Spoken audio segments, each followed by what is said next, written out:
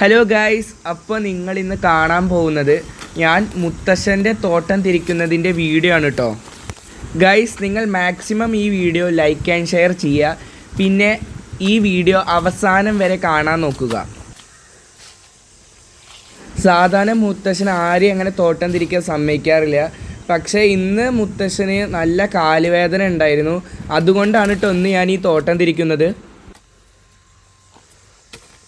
പണ്ട് മുതലേ എനിക്ക് തോട്ടം തിരിക്കാൻ വളരെ ഇഷ്ടമാണ്. പക്ഷേ അങ്ങനെ എന്നെ സമ്മതിക്കാറില്ല. കാരണം ഞാൻ തോട്ടം തിരിക്കാൻ കൂടിക്കഴിഞ്ഞ് കഴിഞ്ഞാൽ മിക്കവാറും ഈ ചെടികൾക്ക് ഇട്ട കടയൊക്കെ ഞാൻ നശിപ്പിക്കുകയാണ് സാധാരണ ചെയ്യാറ്.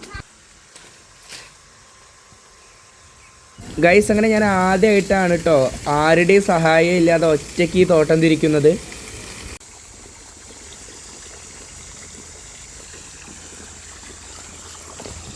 ഗൈസ്, അപ്പം ഞാനിവിടെ ഒരുവിധം എല്ലാ ഭാഗത്തേക്കും ഞാൻ ചാല് വെട്ടിയിട്ടാണ് വെള്ളം എത്തിച്ചത്.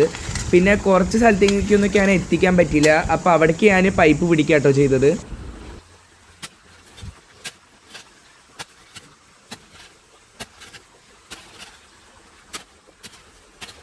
ഗൈസ്, എനിക്ക് തോട്ടം തിരിക്കുക എന്ന് പറഞ്ഞാൽ ഭയങ്കര ഇഷ്ടമുള്ളൊരു പരിപാടി കേട്ടോ. കാരണം എന്താണെന്ന് വെച്ചാൽ നമ്മളൊരു ചെടി നടണു, എന്നിട്ട് അതിന് വെള്ളം ഒഴിച്ചു കൊടുക്കുക. കുറേ കഴിഞ്ഞ് കഴിഞ്ഞാൽ അത് വലുതായിട്ട് കായൊക്കെ ഉണ്ടാകുമ്പോൾ അത് കഴിക്കുമ്പോൾ കിട്ടുന്ന ഒരു ഫീൽ ഉണ്ടല്ലോ, അതൊന്നും വേറെ തന്നെയാണ്.